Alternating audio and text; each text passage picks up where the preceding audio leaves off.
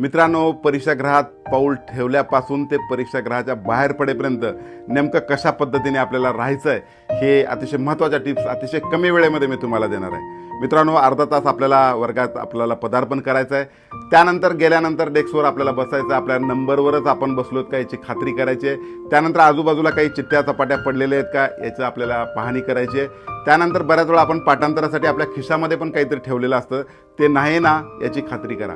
त्यानंतर पाठांतरासाठी आपल्याला हातावर पण आपण काही वेळा लिहून ठेवलेलं असतं, तर ते लिहिलेलं नाही का याची पण खात्री करायची आहे. त्यानंतर इन्व्हिजिलेटर आपल्या हातामध्ये उत्तरपत्रिका देतील, त्याचबरोबर आपल्याला त्यावर छान अक्षरात लिहायला सुरुवात करायची आहे. पहिल्यांदा आपल्याला लिहायचं आहे आपला रोल नंबर, जो बोर्डाचा आहे तोच आपल्याला लिहायचा आहे. त्यानंतर अक्षरामध्ये पण आपल्याला लिहायचं आहे, आपली सही करायची आहे. त्यानंतर खालची काही जी माहिती आहे ती पण आपल्याला लिहायची, जसे की ती पेपर कुठला आहे, उत्तरपत्रिकेची भाषा कुठली आहे, या सगळ्या गोष्टी लिहायच्या आहेत. त्यानंतर अतिशय शांत डोकं ठेवून आपल्याला खरं तर त्या ठिकाणी राहायचं आहे. एकदम आत्मविश्वासानं आपल्याला परीक्षेला सामोरे जायचं आहे. त्यानंतर काही वेळाने आपल्या हातामध्ये प्रश्नपत्रिका येईल. प्रश्नपत्रिका आल्यानंतर गोंधळून जाऊ नका, अतिशय डोकं शांत ठेवून ती वाचन करा आणि आपल्याला प्रायोरिटी ठरवायची की नेमका मी पहिल्यांदा कुठला प्रश्न सोडवणार आहे. कारण वेल बिगिन इज हाफ डन म्हणलेलं आहे. अतिशय अवघड पहिला प्रश्न आहे, ते जर सोडवायला गेला तर तुमचं इम्प्रेशन अतिशय वाईट पडणार आहे. त्यामुळे जो सोडवता येणार आहे, तो आत्मविश्वासानं सोडवता येणार आहे, तो प्रश्न आपल्याला निवडायचा आहे आणि अतिशय छान पद्धतीने आपल्याला तो पेपर लिहायला सुरुवात करायची आहे. त्याच्यानंतर सगळ्यात महत्त्वाची गोष्ट आहे की वेगळ्या प्रकारचे ऑब्जेक्टिव्ह असतील तर ते वेगवेगळ्या स्वतंत्र पानावर लिहायचे आहेत. प्रश्नांना क्रमांक हे टाकणं गरजेचंच आहे, त्याशिवाय आपल्याला मार्क मिळणार नाही आहेत. लिहित असताना अतिशय मुद्देसूद पद्धतीने लिहायचे आहेत, जसं की प्रस्तावना, त्यातले पॉईंट, सब पॉईंट आणि शेवटी समारोप.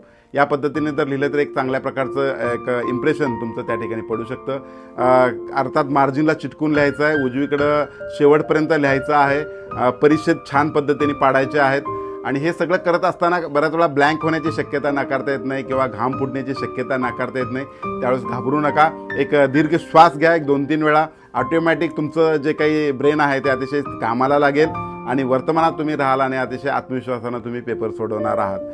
मित्रांनो, हे सगळं करत असताना सगळ्यात महत्त्वाची गोष्ट आहे की आपले म्हणणं किंवा आपलं जे सांगणं आहे ते मुद्दा अतिशय ठासून पटवण्यासाठी छान श्लोक वापरा, सुभाषित वापरा, त्याचबरोबर छान इंग्रजी वाक्य, कोटेशन ज्याला म्हणू, त्याचा वापर आपल्याला करायला अडचण नाही, जर शक्य असेल त्या पेपरच्या अनुषंगाने. त्याच्यानंतर शेवटची 10 मिनिटाची घंटा होते, तर त्यावेळेस आपल्याला भानावर यायचं आहे आणि अतिशय छान पद्धतीने आपली पुरवणी बांधायची आहे. सिरियल नंबर नीट आहे का ते बघायचं आहे.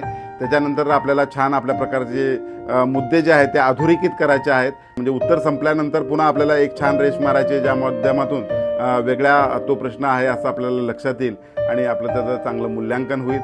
आणि शेवटची घंटा झाल्यानंतर आपला जो पेपर आहे तो त्या ठिकाणी इन्व्हिजिलेटरच्या हातामध्ये द्यायचा आहे आणि अतिशय डोकं शांत ठेवून बाहेर पडायचं आहे. झालेल्या चुका किंवा काही आपल्याला मागं सुटलेला पेपर आहे तर असं त्याची चिंता करत बसू नका. घरी जा, शांतपणे जेवण करा, थोड्या वेळ विश्रांती घ्या आणि पुढच्या पेपरची चांगली तयारी करा. मित्रांनो, या टिप्स जर फॉलो केल्या तर निश्चितच तुम्ही घवघवीत यश संपादन कराल. परीक्षेसाठी खूप साऱ्या शुभेच्छा. भेटूया पुन्हा अशाच मोटिवेशन व्हिडिओमध्ये. धन्यवाद.